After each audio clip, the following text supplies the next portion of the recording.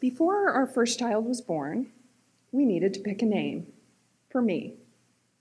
I would be our child's biological mother, but I would not be called Mom. That moniker was reserved for her other parent, Pam.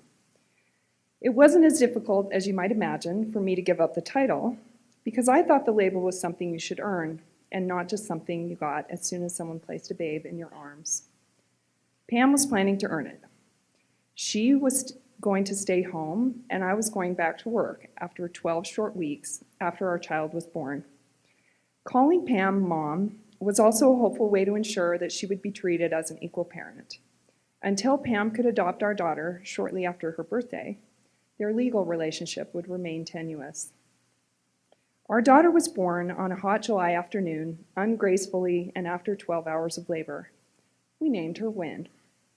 And just in case she resented us for that decision, we chose Elizabeth as her middle name. The jokes commenced immediately. With a name like Wynn, she can't lose, someone said to me, grinning. My daughter was less than 2 weeks old at the time. I'm not sure why people expect you to laugh when they make fun of your name, but they do. And it was not funnier when it's the name of your only and very hard-won child. But we had our prize. I just needed a title. Dad might have been appropriate, given the circumstances. I'm the breadwinner in our family. I mow the lawn. I'm also the person who usually drives when we go somewhere together. But Dad just didn't feel right. Never mind the confusion about my gender that could ensue.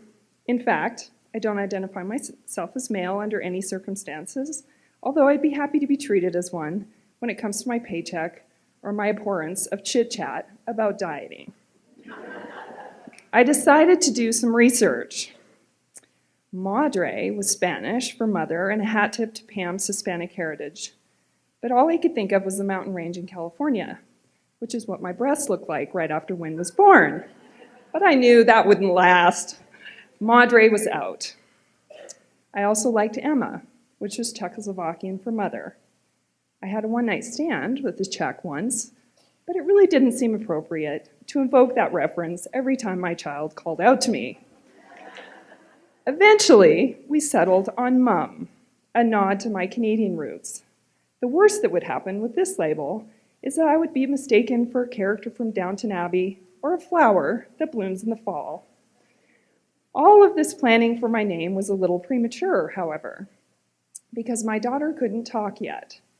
But then, one day, while she sat in her high chair smearing spaghetti in her hair, she said, "Hat." We were very proud. Not just that she said it, but that it happened to be the word hat. Canadians love hats. Her next word was hi, and then the number of words grew so quickly that we couldn't keep track. "You are Mima," Pam said to me on a Tuesday after work. "What?" I said. "Your name is Mima.